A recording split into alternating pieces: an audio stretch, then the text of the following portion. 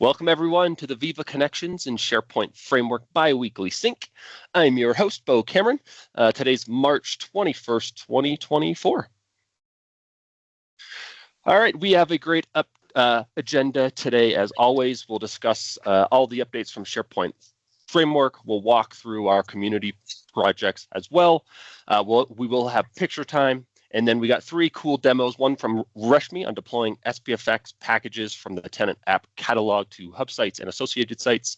Sudharsan will be showing us how to group documents using enterprise keywords in SPFx. And then Adam will show us a little bit about CLI for Microsoft 365. All right, if this is your first time on these calls, just know that we have a lot of resources available to you to check out. All of these calls are available on our YouTube channel, so don't forget to hit up YouTube, subscribe, and smash that like. Check us out on our LinkedIn community as well. We have a lot of open source initiatives which you can find on GitHub, and then we have some sample galleries as well if you're looking for samples on how to build solutions.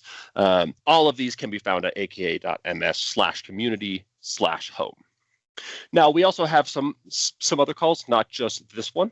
They happen monthly and bi-weekly on various topics. This one happens bi-weekly, and we alternate with the general dev call, also known as the Microsoft 365 and Power Platform community call. So definitely check out all of these links, or you can just go to aka.ms/community/calls to see all of them. Our next call will be the Microsoft 365 Power Platform community call happening on the 26th of March, where Microsoft will present three awesome demos, one on doing plugins for Copilot. Mark will continue his exploration on SharePoint Embedded, and then Waldek has a demo on extending Copilot using Microsoft Graph. And if you are interested in presenting yourself, we welcome everyone to present a demo on these calls. You can request at ak.ms/community/request/demo if you're interested. All right, David's not on yet, but we do have something called Sharing is Caring, and we're trying to schedule office hours now. And if you haven't heard about this, it's basically a safe space for you to learn how to get started in the community, whether that's to contribute to your first GitHub pull request, or you want to present on a call and you need some help, or even things like, how do I even set up my developer workstation? So you can find more about this in upcoming office hours at ak.ms/sharing is caring. We also have a community recognition program. So we've partnered with Credly to provide digital badges for people who contribute to our community. So whether you present on a call, you contribute to our open source repositories, or take part in some of our monthly events like our hackathons, or all of those fancy lattes that happen in October, we will provide Credly badges to you, which you can display on your website or your social profiles. You can learn more at ak.ms/community/recognition. And now with updates from the SharePoint framework, Vesa, over to you. Excellent. So let's go in here. This is updated chart on the adoption of SPFx, still going strong, and the growth is just phenomenal. Brilliant to see again the coming back from the slowness on the holiday season. But let's go to the following slide. Quick update on the roadmap side for the SPFx. So 1.19 beta is coming up on next week. Right now, the ETA is Wednesday. We're just trying to agree on the marketing and messaging and all of that. And as part of that, we're releasing, among other things, a new shape for the Viva Connection cards, which is the chart card That's the only type of a chart for now, but we're looking into having pie charts and a few other charts in the card format as well. So you're able to have within your Viva Connection dashboard different kind of KPIs directly presented in a card view. There's also updates on the technical stack, for example, Webpack 5, and then looking into TypeScript 4.9 and potentially 5. So we'll see if we can actually make that happen. There's a dependency, unfortunately, on SPFx public packages, on the internal packages what SharePoint Online is using. And so as SharePoint moves forward, we can only move forward to that level with the public packages as well. So TypeScript 5, I can't promise yet. Fluent 9 upgrade there as well. And then the team is focusing obviously a lot on Copilot and AI integration scenarios also for SPFx. But that's a quick update on the roadmap side. So the new version coming out next week. Awesome. Thank you, Vesa. All right, now we have updates from our open source projects. I'll take the PNP-GIS one because I don't think Julie's on the call. So we released version 3.24 on March 17th with a couple of updates here. There was a community update for how to set up the configuration file to locally debug PNP-JS. We did add a fix for directory objects where we implemented a interface incorrectly, so you weren't able to do things like delete an object. So that's been fixed. And then we had a fairly significant update to batching for Microsoft Graph. So we provided a method to specify max batch sizes, and we found out that those weren't working 100% of the time. So we refactored that a bit. So if you have a graph call that a batch with 40 graph calls, and Microsoft Graph only supports 20, you can specify a batch size of 20, and then we will handle doing all of those requests into 2 batches themselves. So that was released in 3.24. We do have V4 underway. We're trying to get all of that done, but that's a really big lift into adding a lot more Microsoft Graph support. So you can check out V4 in our nightly builds if you want to see what we're doing. As always, follow us on the social networks. All right, CLI for Microsoft 365. Adam? That's Gary. That's Gary. Yeah, thanks, Bo. So new beta of CLI for Microsoft 365. This is 7.6. We've got new commands for Outlook, so removing messages from a mailbox, more commands for Purview, continuing the lots of commands we've added in here. So now you can create and list threat assessments. A new command for SharePoint Framework, so you can now add an Azure DevOps pipeline to your project with one single command. And we have some nice updates to our SharePoint Online commands. So new ability to restore all the items from a recycle bin stage. So, whether it's a secondary stage, you want to get all the items back, you can now do that. You set the folder color, and you can also remove users by using different attributes like email, username, entry group IDs, and entry group names as well.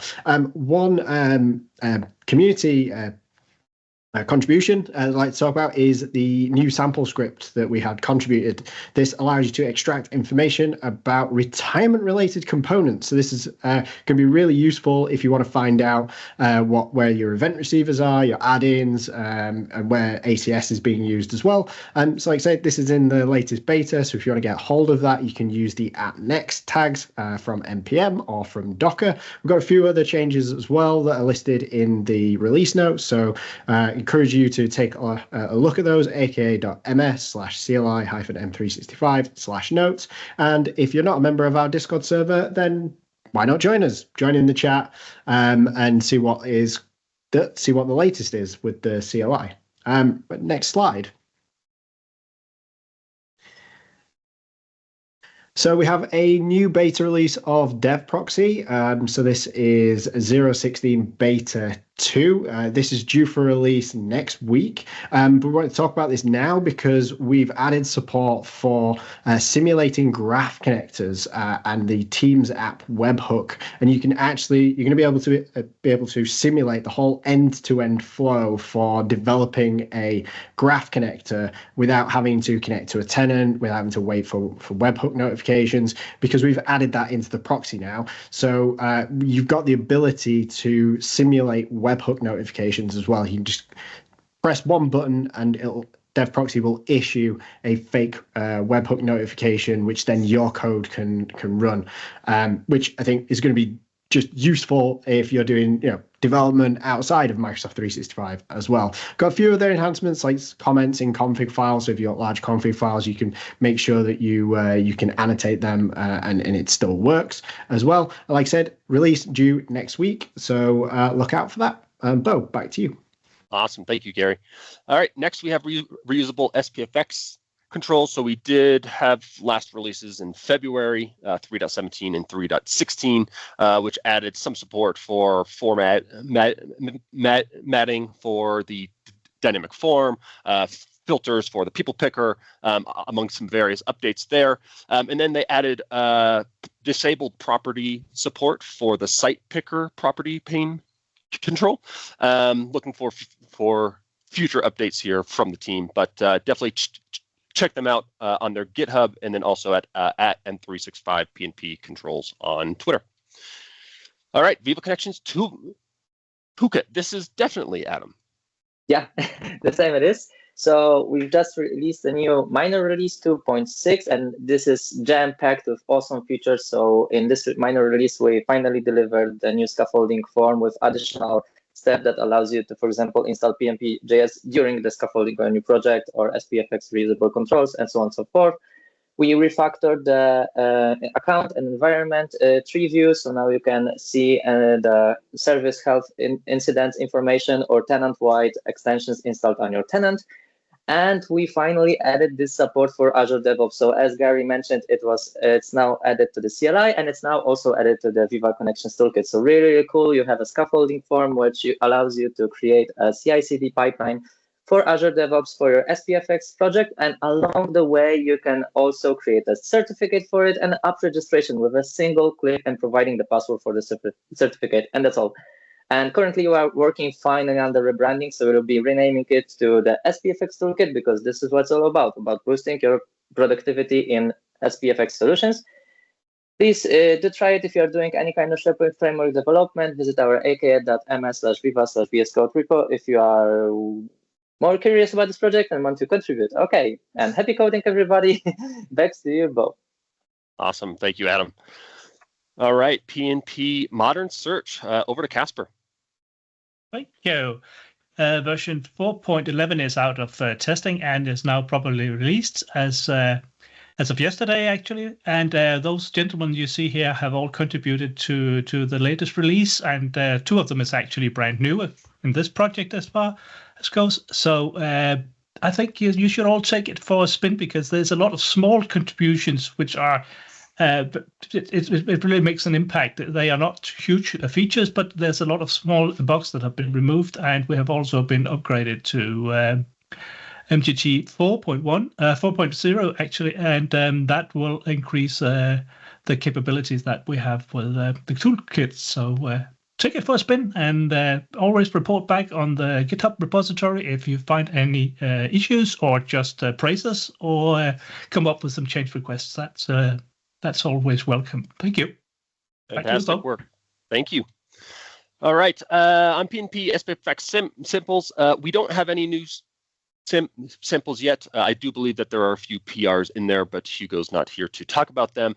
If you don't know what our samples are, you can find them at aka.ms/SPFx web parts and SPFx extensions. It's a great place to learn from the community and see what other kind of solutions people are trying to build, as well as access to some kind of more production ready web parts as well. But it might just give you some inspiration. So definitely check those out at aka.ms/m365/samples. And then Aces, is Derek on the call? Yep, I'm here. So we have a brand new sample from Guido Zambarda that shows the user's manager coming out of Entra ID or Entra, I don't know, whatever it's called now. It shows the user's manager and then lets you go in and click with one click, start a chat in Teams with them. So it shows deep linking into Teams as well as getting access to your manager data. I just got a new PR that came in about 5 minutes ago, and I'll be reviewing that, and hopefully we'll have that ready for the next call. Keep them coming. Awesome. Thank you so much, Derek. All right, everyone's favorite time. It's picture time. So get your cameras ready. I think Vesa will take control of this. Yep, there we go. We will do this. Yep. 50 seats in the room, I think. Yes, it's still 50 seats. It would be awesome if we could actually already have more than that, but I guess they're planning to have more than that at some point. It's again pixelated. I will drop my camera. Let's see if that helps. Is it still impacting? I can say so Reshmee much on the for middle. New internet. Yeah, exactly. Guido is there as well. Guido, thank you for the sample. Let's wait a few more seconds before we start recording if we could actually get the pixelation to go away. Why is it pixelated? If I minimize a bit, is it getting better? No, it's not. Casper, don't laugh at me. Cool. I guess no can do. And Derek laughing on the upper row as well. We will do it with it pixelated. It's 8-bit today. I will put the recording on and let's do some hand waving. Everybody will grab a GIF animation on that. I can still recognize Don on the middle there. Don is showing how this can be done. There's Leon. Excellent. Leon, we are all following our example on the front. Brilliant. Cool. Excellent. A bit pixelated 8-bit mode today. No can do. Oh, that's a great move on the central row as well. But I guess that's it for now. Let's get back on the normal schedule. All right. Now we got our favorite time as well, demos. We got 3 awesome demos. The first one's going to be Reshmee, again, on deploying SPFx packages from the Tenant app catalog. Sudharsan's going to show us how to use enterprise keywords with SPFx, and then Adam with an update and demo on CLI for Microsoft 365. So Reshmee, take it away.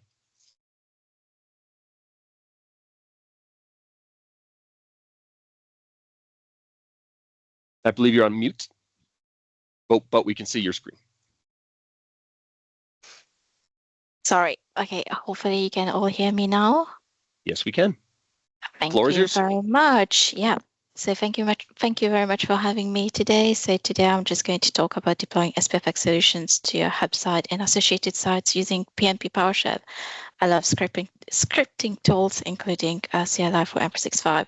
So a little bit about me. So I'm a developer. So I've been contributing to PnP open source initiatives for a while now, and I've been quite lucky enough to be awarded the MVP beginning of this year. So why I've built this script? So currently in SharePoint Online, the app catalog typically serves as a central repository for distributing applications. So you have 2 types of app catalog, one which is a site collection app catalog and the tenant level catalog. Would have been great and useful if ever we had a concept of a hub site app catalog to be able to do target deployments. So I originally built this script to help deploy SPFx packages provided by a third-party supplier for our intranet hub site and associated hub site, which had more than 50 plus sites. And then added to the challenge, we had only one tenant and we had to create non-production sites within the same tenant for testing. So for our non-production sites, we use the site collection app catalog, while for the production, we use the tenant app catalog, which I'm going to showcase today. So using scripting can help reducing time and provide consistency while managing these SPFx packages. So in my particular scenario, when I started, it's kind of like adding, updating, removing multiple SPFx packages for 50 plus sites can be quite time consuming, and honestly I did it for 3-4 sites and I thought like no, I need a better way of doing it. So it's just in like normally when you deploy apps, maybe if you chose to add to all sites, then it's not a problem, but if you want like a targeted deployment, then it's a little bit cumbersome. So for the demo today, for my setup environment, I've used a sample script by Paul Bullock to set up the hub and the associated sites, and then I'm using community SPFx packages, mainly the PnP Modern Search and the PnP Modern Search extensibility. So if I show you how my environment is being set up, so I've got a local file where I have where I've downloaded the SPFx packages. So this is this is my hub site with the associated sites, the all communication sites. Yeah, so we'll just go down to the script currently. So this is my script in PNP PowerShell, but I'm not going to walk through the code here. I'm just going to run it. It will take a couple of minutes to run.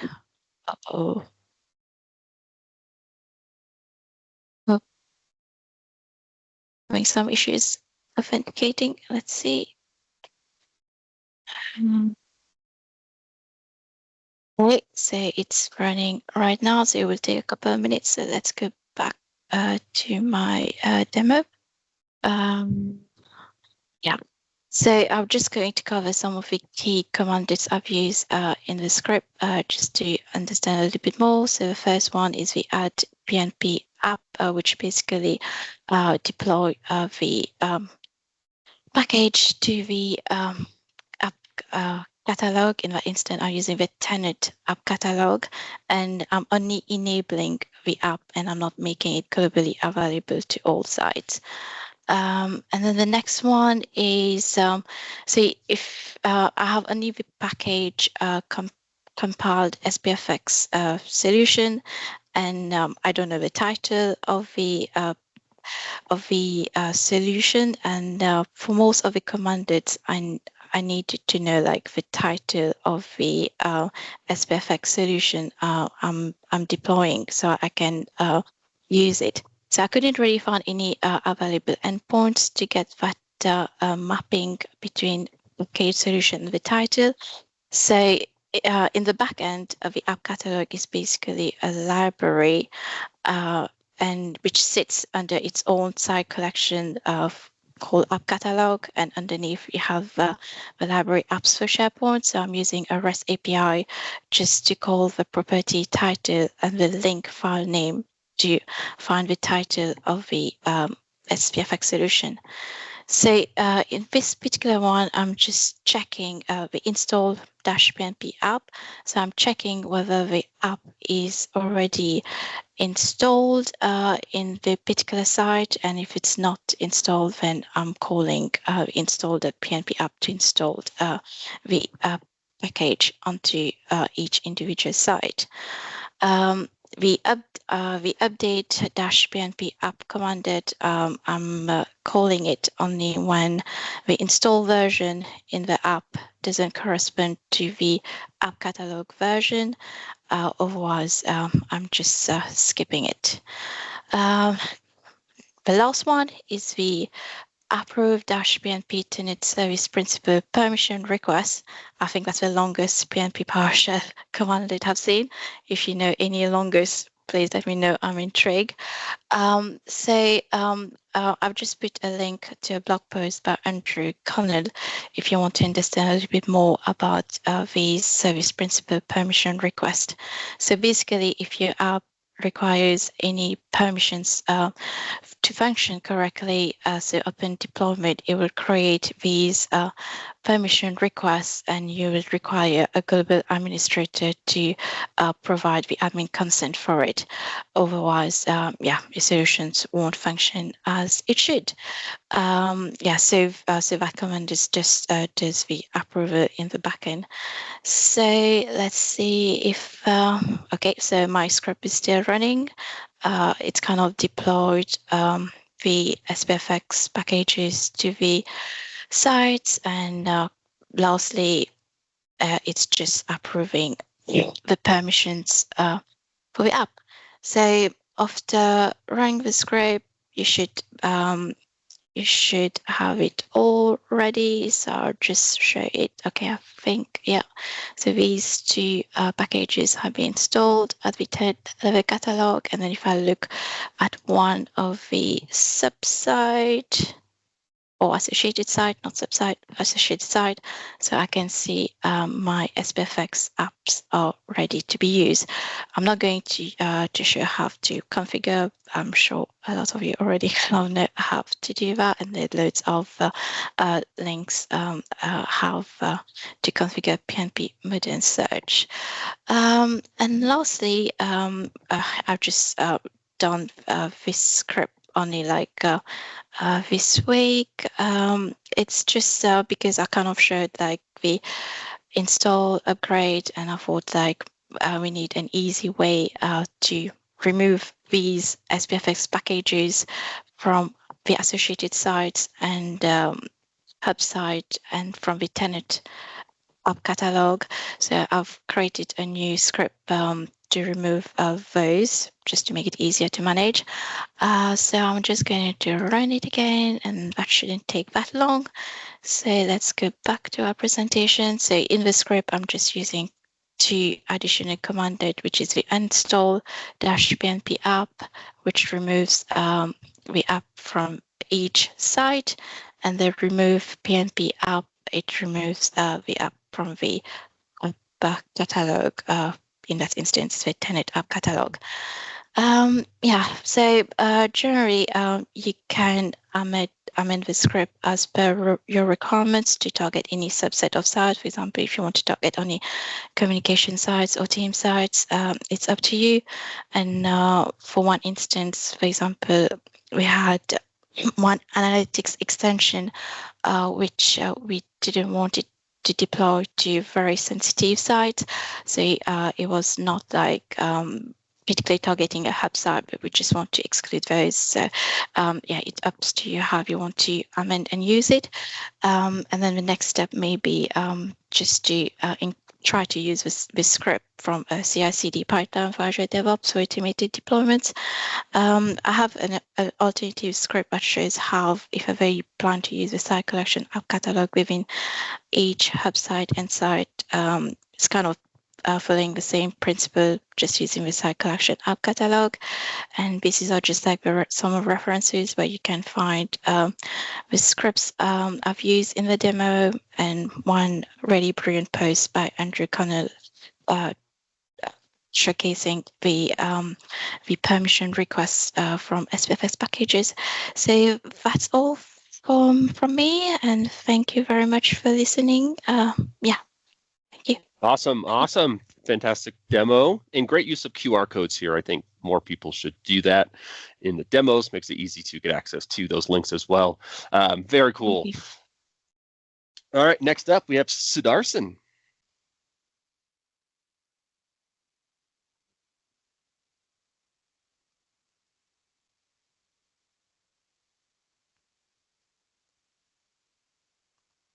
Hello all. Can you see my screen? Yes, we can. Take it away. Okay. Hi everyone. My name is Sudharsan Kesavanarayanan. I am a Microsoft MVP, and I'm working as a solution architect at Entity. And these are all some of my social links. So today we are going to see how we can group documents using enterprise keywords. And below you can see the link to my repo. And soon I will publish this to the SPFx samples. So before going into the web parts, let us see what are enterprise keywords. So I hope everyone are aware of managed metadata taxonomy, and there is also enterprise keywords. So if you look at enterprise keywords, they can be managed using the term store, and the users are allowed to enter their free-in keywords. So usually the benefits of the enterprise keywords are it will improve the search results, and you will have a better content discovery, and you can find the relevant search results based on the keywords, and you can tag these keywords for the documents and also pages. And most of you are aware of managed metadata, and very few of them are using enterprise keywords. So what is the difference between managed metadata and enterprise keywords? So managed metadata will provide a structured way of maintaining the taxonomy, and enterprise keywords is unstructured, and it gives a user a flexible way of defining the enterprise keywords. They can define whatever they can give it as a keywords. So if you see here on the left-hand side, it is a managed metadata where you can group term sets, terms groups, and other things. But here, once you enable the enterprise keywords, so all the keywords will be stored in the keywords term sets. So this is the major difference. And there are so many features available with respect to managed metadata and enterprise keyword. Okay. So let's get into a demo.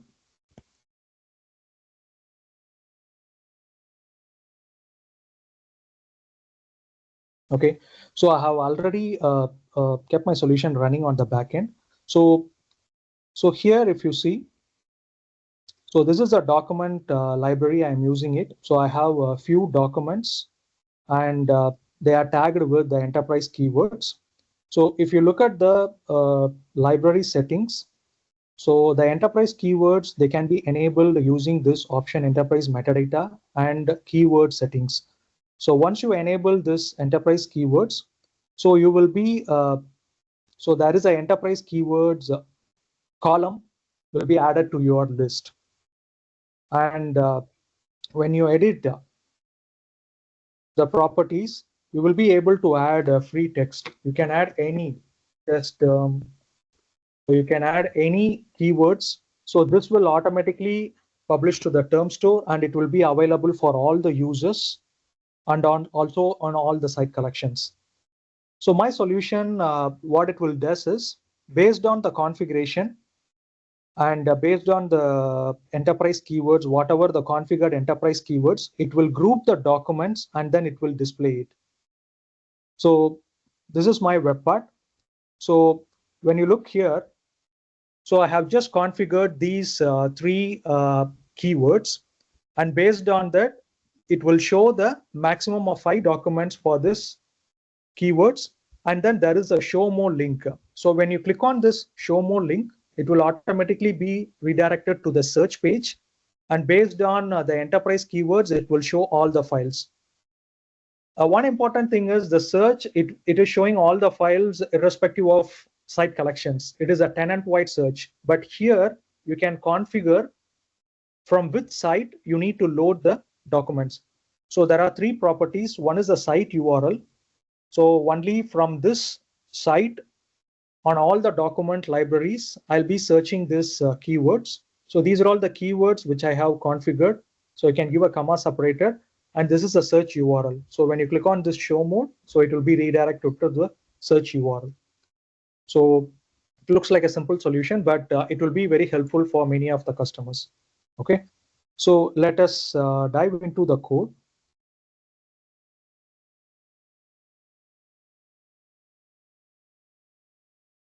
Hope you can see it clearly. So first is the pnp.config.ts. So here, so usually I'll be using the configuration separately in a separate TS file where I can get the context and I can use the selective imports. So this is the configuration. Next is the actual webpart.ts file where I have defined 3 properties. So if you see here, site URL, keywords, search page. And one more thing is I have also defined the get SP. Using the context, I will be getting the SPFx factory object. And based on this, I can initiate the calls to SharePoint. And this is the main component. So here, so I have declared a couple of state variables. One is for loading and items, and another one is for grouped items. So this is a main method where it will fetch the documents and then it will provide as a groups. So here the most important thing is for searching the enterprise keyword, I have used the search API to search for the documents, and you have to use the property OWS_metadata facet info. So this is a property you should be using to search for the keyword. And the other property I used is path in order to filter the site collection. And the file extension, I just want to display only the files which are with an extension. So here, based on the keywords, I'll be generating the query based on the collection of keywords with the OR operator. So this is the query based on the keywords. So combining all this into the query text. And these are all the properties I'll be getting it from the search results. So once I got the search results, so I have a separate interface where I'll be storing the keyword, the file name, and also the file URL. So the next thing is what we need to do is you have to sort the file. You have to sort the file based on the keyword, and next is to group. So this is very important because I have used Office UI Fabric control, which is details list. For that list to show the grouping, the sorting is very important because the grouping will be done based on the index. So you have to provide the index of the record where the group starts. So this is very important one. And once you have provided the mapping and you have provided the index, you can set the state. And here I have used the customized group header. So this is the customized group header where I'll be adding a link. So when you customize the group header, you have to include the functionality for toggling, for collapsing and expanding it. So this is the one I am using it. And for link, I'm just calling the search page function, and then I'm just directly passing the URL from the properties with the keyword. So /files is automatically, it will take to the files verticals. So this is a component I have used. So details list. So here I will provide the items, state variable, groups, and columns, and the group props. And here I'm using the version 2 because version 1 will be somewhat different. And here I'm using the version 2. And message if the web part is not configured. Okay, so this is my web part. I hope you guys like it. So any doubts, you can ping me in the chat. Thank you. Awesome. Great demo. Glad you're using hooks and functional components as a React guy myself. Next up, we got Adam. Sure, I'll start sharing. Okay, let me know when you see my screen. We can see your screen. Okay, and let's kick off. So today we'll be talking again about CLI for Microsoft 365, and this is our third demo out of 5 demo series we are delivering together. And in the last 2 demos, we shown what is and how to get started with CLI and some tips and tricks with some awesome unique features CLI has that other similar tools don't have. So it makes it a bit standing out. And today we will be presenting how you can use CLI for Microsoft 365. Okay, how to manage your tenant. So real life use cases. And before we start, just a short introduction. So hi everybody, my name is Adam. I am a simple dev and MVP, a maintainer of a couple of PnP products maybe you use and love. And do reach me out directly if you have any kind of question. And today with me, a real rock star of today's demo. Hi, thank you, Adam. My name is Michał. Just a brief introduction from my side. I'm a SharePoint and Microsoft 365 consultant. You might know me as a contributor to CLI for Microsoft 365 and a creator of Power Automate Actions extension. You can find some of my ideas and solutions published on my blog, LinkedIn, or X. So back to you, Adam. Thank you. Okay, cool. And before I pass my voice back to Michał, who will be presenting the CLI in action, so a real core part of today's demo, I'll just do a short intro about how many commands and CLI has. So we basically CLI for Microsoft 365 is about managing your whole tenant, and we have a bunch of commands covering almost all of the areas, not only SharePoint Online, but also Planner, a lot of Power Platform areas, Purview, and also SPFx, so it's boosting your development, which is really unique. And the way you write the commands is also really intuitive. So you don't start with a verb, but you end with it. So the action is at the end. So if I would, for example, would like to add a new list to a SharePoint site, I go SPO list, and then I pick one of the actions I want to do: add, get, remove, and so on and so forth. But our commands are not only like wrappers around a single API endpoint, like a SharePoint API or Graph API endpoint. We also have commands that cover a whole scenario of things that would require you to write a bunch of code to do it, and we deliver it in a single line. So for example, we have a command that allows you to send an adapted card to a Teams channel, or for example, a single command that will allow you to register a new Entra app registration together with setting up permissions, with the authentication methods you want to use, and so on and so forth. So this is usually a starter point for every development, right? We have, for example, a command that allows you to check if the user email wasn't present and wasn't compromised in one of the have I been pwned reports. So this gives you an ability to have an additional security layer to check your users if their emails are present in one of those reports, and if yes, then do let them know that they should probably reset their password. And this command specifically needs additional additional license in the Have I Been Pwned service. Okay. We also have a command that allows you to validate your MS Graph connector if it's properly set up to be leveraged in search and in Copilot. So this is really awesome. And for example, a single command that will generate you an SPFx package with your HTML snippet ready to be deployed and presented on SharePoint Online. So a single command that will give you a really simple web code. Really awesome. And now I'll pass my voice to Michał, who will be presenting you real use cases, how he uses CLI in action. So Michał, the stage is yours.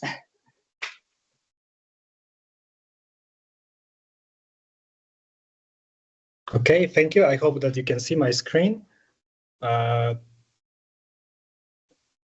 Yes, we do. And if so, okay. So at the beginning, I would like to mention that today's demonstration is based on the 2 script samples available on our CLI for Microsoft 365 page. I highly encourage you to visit this page as it offers many useful examples. Like one of them, Flow Runs Day Summary created by Adam, and also retirement report of SharePoint admins and Azure ACS mentioned on this call before, created by me. Okay, so let's imagine that it's Monday and you have a list of tasks to accomplish. Among these tasks, it's a routine one of gathering status of an important Power Automate flow that runs every weekend. And also your manager has come across some articles about the deprecation of certain features in SharePoint by 2026 and wants you to analyze them. You realize that some of these features are utilized within your tenant, but you are not certain where exactly. So you make some notes, right, of all steps you need to take up to date. So checking flow in Power Automate, inspecting legacy ACS in Entra, searching for remote event receivers across various SharePoint sites, creation on an Entra app to access all these sites. And of course, you would like to present the results on MS Teams channel and Excel files. And luckily, you recall seeing messages from Adam on social media praising the CLI for Microsoft 365 as a great tool. So yeah, so let's explore it a little bit. So I will begin with one remark that, like in a TV cooking show where some preparation is done beforehand, I have already gathered initial details about my flows, apps, and I also created an adaptive card template, a webhook to connect to my MS Teams channel, and furthermore, I have the Entra app ready to use it further. So let's begin with the initial command to connect to CLI. So I will use the standard device code method to do so. Okay, I need to accept some of the messages here. Let's back to the console. Okay, and because in the new version we have opportunity to use different connections. So just to be sure, let's use the connection which I already defined, right? So a me connection. Let's also check if I really have some access to my tenant using command SPO site list, just to list some sites from my tenant.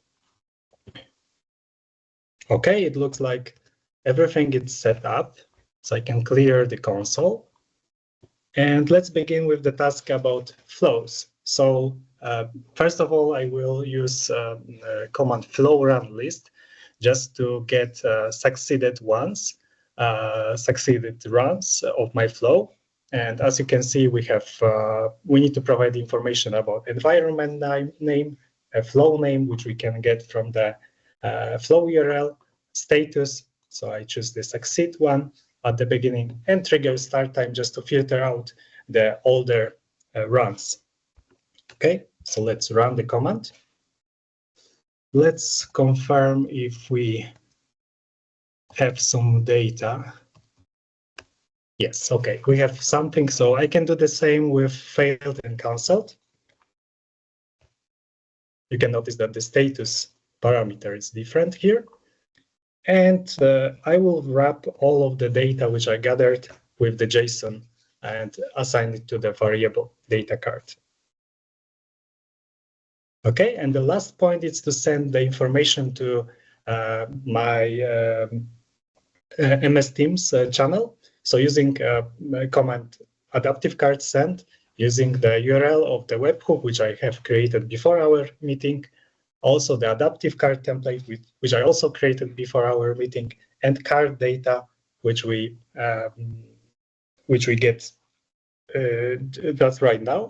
I can send the adaptive card to the Teams channel. So let me switch to the Teams, and yes, as you can see, we have the basic adaptive card with some small information about flow, about number of runs per status, and the button to navigate the flow. Okay, so it looks like the first task is done. So we can switch to the task about retirement report. So let me come back to the console. Let's clear it out. Okay, so first of all, as I mentioned before, I have created the Entra app to connect, and now I will use different method to log in, the certificate one, because we would like to connect all sites, so I don't want to use my private account to connect all sites, right? Okay, so it looks like I'm logged in. Let's check the list of connections. So as you can see, we have both, so the app and my private one. But just to be sure, let's use the app connection. Okay, I have cleared out everything. And okay, first of all, we will take the all enterprise applications from Entra, but filtered by service principal type. So we would like to get only legacy apps from Entra. Okay, it's done. And here you can imagine that I will go through all SharePoint sites on my tenant. Of course, we have limited time, so I will do it only for one. But for this one, I will get the event receivers using the SPO event receiver list. And again, I use query parameter to filter out the data, the event receivers created by Microsoft. So I just want to get only custom ones. Okay, so this data we also have. And the next point is to get the files from app catalog with the extension .app. So it means that it's the old solutions, so not SPFx ones. Okay, so we have this data as well. And the last one is to get the installed applications on one of the sites. Okay. And the last thing is to create the Excel files. But in this case, I will just copy paste some of the code. So this code will produce 3 Excel files for reports for them to analyze the data which we gathered. Okay.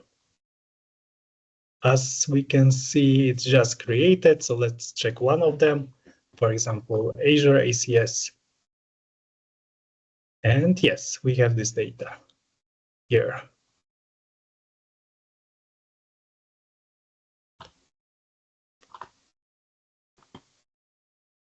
Okay, so as you can see, using one tool, I was able to connect and execute actions from different services between the M365 tenant. This way you can work smarter, not harder, right? And the CLI library is a very powerful tool, but still there might be instances where certain commands are missing. In such cases, you can always share your idea on GitHub in issues section or Discord server. And last but not least, okay, sorry.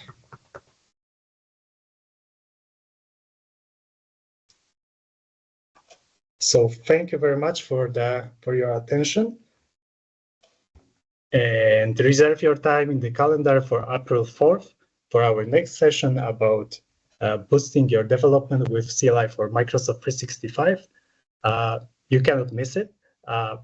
For more information, visit the CLI page or join our Discord channel. So yeah, so thank you for the attention, and that's all from my side. Thanks. Awesome. Thank you so much for those demos. And once again, everyone give a round of applause for our four presenters today. They did a great job. All right. We would love to get feedback from you about these calls if you're interested. So if you like this call, let us know. If you did not like this call, keep it to yourself. No, I'm just kidding. Please go to aka.ms/community/calls/feedback so we know how we are doing and how we can improve these calls for you to make sure they are valuable. All right, another update.